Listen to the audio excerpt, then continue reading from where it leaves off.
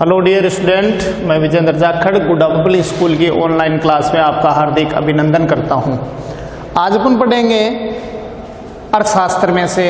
हालांकि संशोधित लिस्टें बोर्ड द्वारा नया पाठ्यक्रम जारी कर दिया गया है, उसके अकॉर्डिंग आज स्टार्ट किया जा रहा है।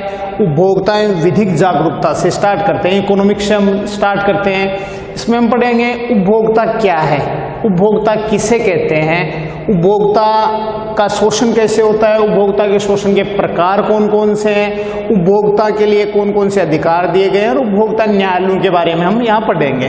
तो मैं न्यायालयों से आपको स्टार्ट करूँगा। पहले मैं बता रहा हूँ उपभोक्ता कौन होता है। उपभोक्ता किसे कहते हैं कि किसी वस्तु या सेवा की कीमत देकर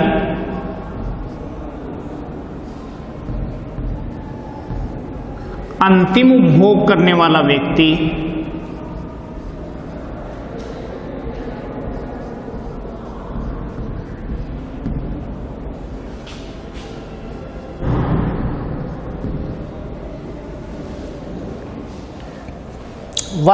उपभोक्ता कहलाता है। अगर हमने निःशुल्क किसी वस्तु या सेवा का उपयोग कर लिया, अगर हमने शुल्क नहीं दिया, जैसे एक बुक डिपो वाला है, बुक डिपो वाला बुकें खरीद करके अपनी दुकान पे बेच रहा है, वो बुकों का उपभोक्ता नहीं है। क्यों नहीं है? क्योंकि वो उसकी अंतिम उपभोग नहीं कर रहा है। एक स्टूडेंट है, वो स्टूडेंट 10th का स्टूडेंट है, आप एसएसटी की बुक अगर बुक डिपो से खरीद करके ला रहे हैं तो 10th की बुक क्या उपभोक्ता है। वैसे हम कोई कपड़ा लाते हैं बाजार से, खाने की चीज लाए या अन्य सेवा के रूप में किसी चीज को लेकर के हम आए, अगर उसका हमने शुल्क दिया है, हमने कीमत दी है, तो हम क्या है? उपभोक्ता है। निःशुल्क अगर किसी चीज का हमने उपभोग कर लिया, उसके हम उपभोक्ता नहीं है। आज बाजार में उपभोक्ता का बेहद शोषण हो रहा है। इसको वैसे तो उपभोक्ताओं के लिए उपभोक्ता संरक्षण अधिनियम में विश्व में यूरोप में 1930 में स्टार्ट हो गया था, लेकिन इसकी वास्तविक हुई थी वो भारत सरकार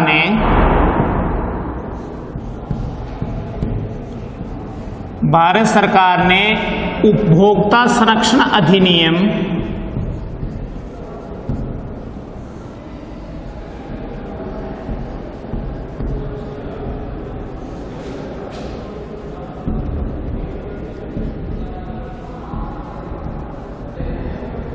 1986 पारित करके भारतीय उपभोक्ताओं को कुछ राहत प्रदान की गई है। इससे पहले क्या था कि उपभोक्ता बाजार से कोई भी वस्तु क्रय करता था या कोई माल क्रय करता था या कोई सेवा क्रय करता था, तो अगर उस संबंधित ब्रांड में कोई दिक्कत होती थी, जैसे खाद्य तेल के रूप में व्यक्ति किसी बाजार से दुकानदार से तेल खरीदता था, तेल खरीद करके अगर वो व्यक्ति अपने घर ले आया, उस ब्रांड में अगर कोई कमी है तो इसके लिए दुकानदार अपने ऊपर कोई जिम्मेदारी नहीं लेता था। क्यों नहीं लेता था? कि उपभोक्ताओं के लिए कोई अधिकार ही नहीं बना हुआ था। या तो उपभोक्ता उस ब्रांड को चेंज कर ले या संबंधित उस प्रतिष्ठान को चेंज कर ले, इसके सिवा उसके पास कोई दवाई नहीं थी, कोई चारा नहीं था। लेकिन भारत सरकार ने एक उपभोक्ता की लाइफ को सुनिश्चित और सुरक्षित कर दिया है, वो इस उपभोक्ता संरक्षण अधिनियम के तहत किया गया है।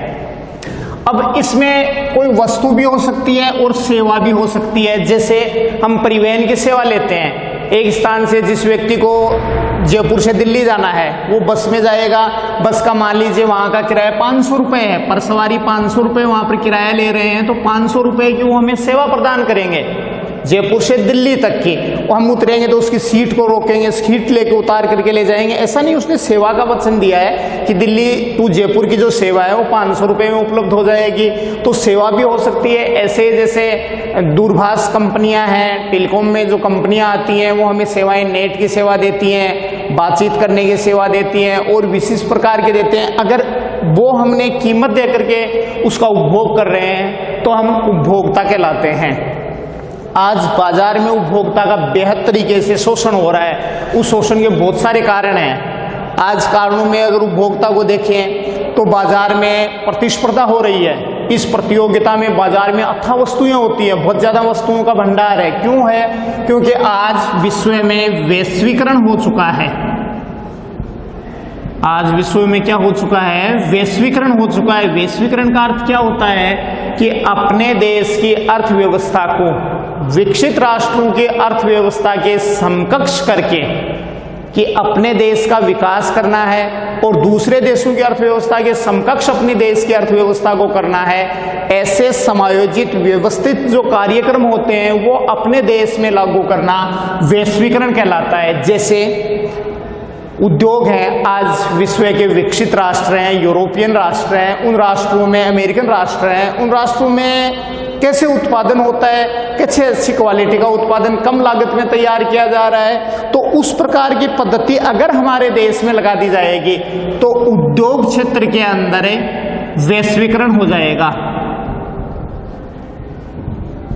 शिक्षा के अगर क्षेत्र में वैश्वीकरण करना है तो विकसित राष्ट्रों में बच्चों को कैसे शिक्षा दी जाती है, उस प्रकार की पद्धतियां अगर हमारे क्षेत्र में लागू कर देंगे तो शिक्षा के क्षेत्र के अंदर वैश्वीकरण हो जाएगा। ऐसे ही कृषि क्षेत्र के अंदर होगा कि आज कनाडा है, किसान विकसित है, जापान के किसानों की अर्थव्यवस्था सुदृढ़ है, तो वहां पर सरकार किसानों को कौन कौन सी सब्सिडियां दे रही है, किस प्रकार उनसे उत्पादन करवा रही है, उत्पादन बेहतर हो इसके लिए उनको कौन कौन से केमिकल्स उपलब्ध करवाती है, ये सारी चीजें भारत के क्षेत्र में लागू कर दी जाएगी।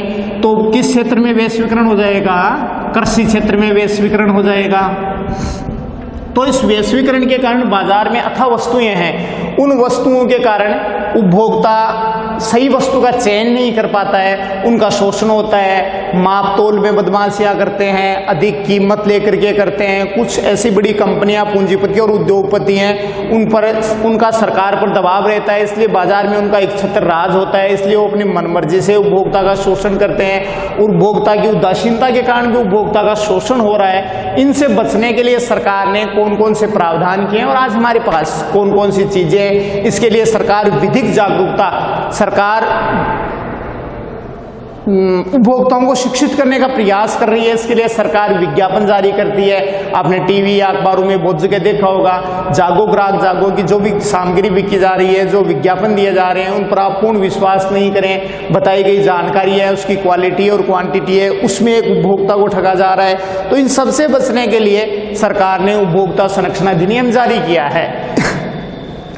अब उपभोक्ता के शोषण के कारण और प्रकार पड़ेंगे, उसके बाद में उपभोक्ता के कुछ कर्तव्य आते हैं। अगर उपभोक्ता अपने कर्तव्यों का पालन नहीं करेगा तो उनके अधिकार जो राइट है वो सेफ नहीं रह पाएंगे। जैसे एक उपभोक्ता है, वो रजिस्टर्ड दुकान से सामान खरीदे, हम चलते बाजार में कहीं से भी सामान खरीद लेते हैं, उसके लिए जो न्यायिक प्रक्रिया है या हमारी क्षतिपूर्ति का जो प्रावधान है वो काफ़ी खराब हो जाता है। इसलिए हमें रजिस्टर्ड दुकान से सामान खरीदना चाहिए, उसका बिल या बाउचर लेना चाहिए, उसके ऊपर लिखी गई जानकारी है, कब बनी है निर्माता कंपनी, उसकी अंतिम दिनांक, इन सब चीज़ों को एक देख करके हम अगर सामान को क्रय करते हैं और उसके बाद हमारे साथ कोई दिक्कत होती है तो एक उपभोक्ता सेफ हो जाता है। इनकी सुनवाई के लिए न्यायालयों की अर्ध न्यायिक संस्थाओं की स्थापना की है।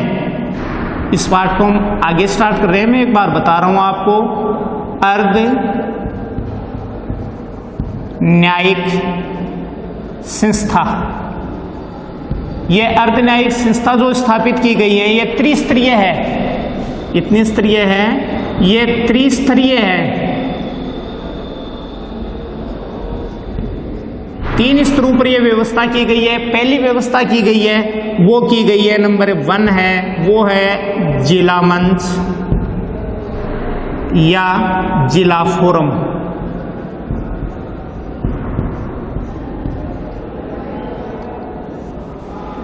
ये प्रत्येक जिला हेडक्वार्टर्स पर की गई है। जहां की डेंसिटी जनघनत्व ज्यादा है वहां एक जिले में एक से अधिक उपभोक्ता न्यायालय भी हो सकते हैं। इन उपभोक्ता न्यायालयों के लिए 2 प्रकार के क्षेत्राधिकार दिए हैं। प्रश्न आता है कि जिला मंच के क्षेत्राधिकार बताइए, तो 2 क्षेत्राधिकार हैं। एक क्षेत्राधिकार फर्स्ट आता है, वो आता है भौगोलिक।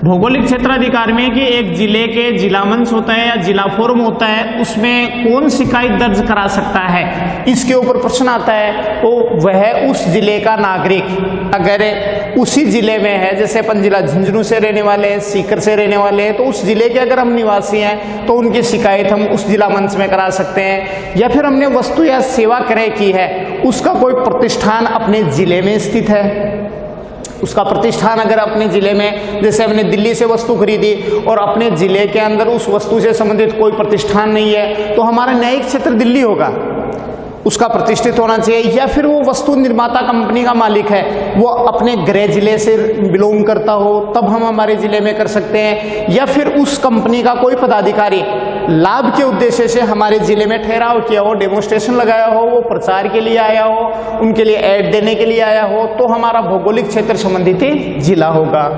दूसरा होता है, वह होता है आर्थिक क्षेत्राधिकार।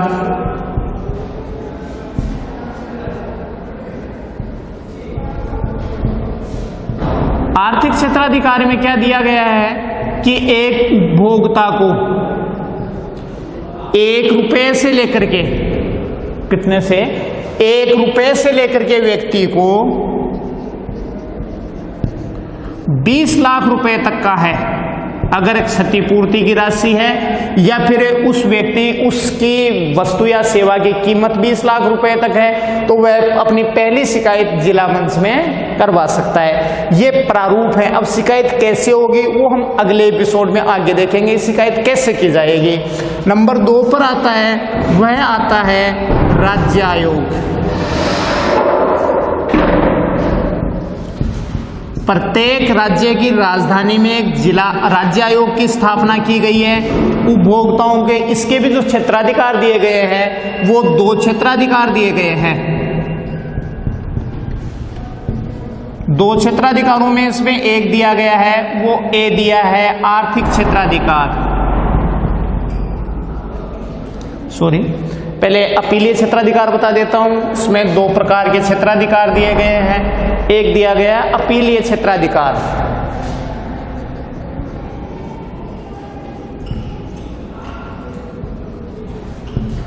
अपीलीय क्षेत्राधिकार, अपील एक न्यायिक भाषा का ऐसा शब्द है जो निम्न यानी नीचे से बड़े ऊंचे न्यायालय में अपने वाद दायर करने का जो प्रार्थना पत्र दायर किया जाता है उसे अपील कहते हैं। जिला मंच के निर्णय से अगर कोई उपभोक्ता, कोई कंज्यूमर, जिला मंच ने, जिला फोरम ने, डिस्ट्रिक्ट फोरम ने अगर कोई डिसीजन दे दिया, उस डिसीजन से व्यक्ति संतुष्ट नहीं है, तो वह अपने इस डिसीजन के विरुद्ध अपनी अपील कहां कर सकता है? राज्य आयोग में कर सकता है 30 दिन के अंदर। ये एक निर्धारित समय है। अगर राज्य आयोग चाहे तो इसमें और छूट दे सकता है, लेकिन संवैधानिक रूप से प्रावधान किया गया है कि जिला मंच ने जो निर्णय सुना दिया है उस निर्णय के ठीक 30 दिन बाद में उनकी सुनवाई होती है, वो राज्य आयोग में होगी। दूसरा आता है इसके अंदर, वो आता है आर्थिक क्षेत्राधिकार।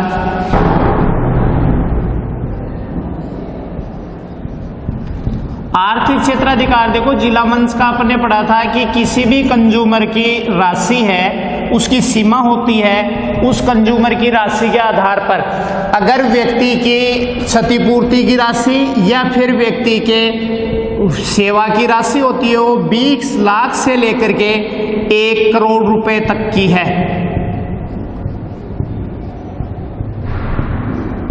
वह व्यक्ति अपनी सीधा वाद दायर होगा, वो राज्य आयोग में जाएगा, उसको जिला मंच में जाने की जरूरत नहीं है। प्रश्न आएगा, बड़ा क्वेश्चन आएगा, कोर्स हटा दिया गया है तो प्रश्न आएगा, वो आएगा कि उपभोक्ता न्यायिक संस्थाओं का वर्णन कीजिए या उपभोक्ता न्यायिक संस्थाओं के बैलेंस कीजिए, वो उनको कौन कौन सी सुनवाई कहाँ की जाती है। मान लीजिए एक व्यक्ति को 20,01,000 रुपए का नुकसान हुआ है, उसको जिला मंच में जाने की जरूरत नहीं है, वो सीधा कहां चला जाएगा? राज्य आयोग में चला जाएगा।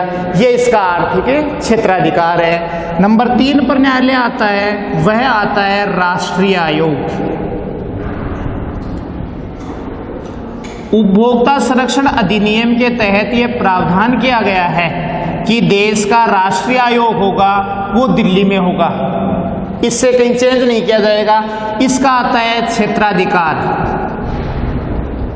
कि किस किस अधिकार के तहत क्षेत्र के अधीन वो अधिकारों की सुनवाई करेगा। वो ही दो प्रकार के उनके आते हैं। पहला आता है उनका, ये आता है अपीलीय क्षेत्राधिकार में। यहां बता देता हूं आपको, वो ही अपीलीय है कि अपील में अपने पढ़ा था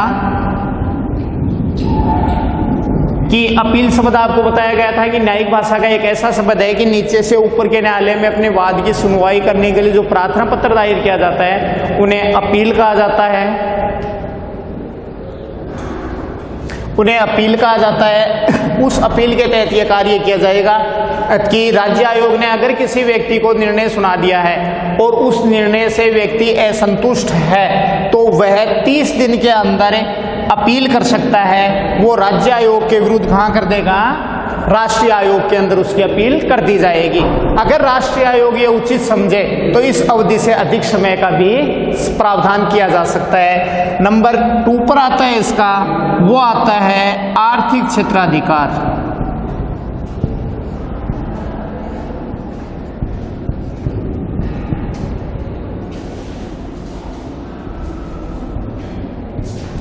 आर्थिक क्षेत्राधिकार में जिस उपभोक्ता की क्षतिपूर्ति की राशि या फिर उस उपभोक्ता के क्षतिपूर्ति की राशि चाहिए या वस्तु या सेवा की कीमत है वो 1 करोड़ रुपए से अधिक है, 1 करोड़ रुपए से अधिक की जिसकी राशि है उस उपभोक्ता को न तो जिला राज्य आयोग में जाने की जरूरत है, न उसको जिला मंच में जाने की जरूरत है। वह व्यक्ति अपनी सीधी राष्ट्रीय आयोग में करेगा। ये प्रावधान है। अगर राष्ट्रीय आयोग के निर्णय से व्यक्ति असंतुष्ट है तो वह व्यक्ति राष्ट्रीय आयोग के निर्णय से असंतुष्ट हो जाता है, वह व्यक्ति देश के सर्वोच्च न्यायालय की शरण ले सकता है। वहां पर व्यक्ति अपनी अपील कर सकता है और वहां पर उनकी सुनवाई की जा सकती है। ये न्यायिक प्रबंध इस प्रकार से किए गए हैं उपभोक्ताओं के संरक्षण के लिए। आज विश्व का उपभोक्ता काफी सेफ है, काफी सुरक्षित है। वो वस्तु या सेवा क्रय करते समय अपने आप को पूर्ण सेफ समझता है, क्योंकि उपभोक्ता बाजार का राजा होता है। वो अपनी इच्छा के अनुसार उसका चयन करेगा। उनकी न्यायिक संस्थाएं हैं वो इस प्रकार से काम करती रहेंगी। अगले एपिसोड में हम पढ़ेंगे। स्वस्थ रहें, सुरक्षित रहें, ऑनलाइन क्लास से जुड़े रहें। धन्यवाद।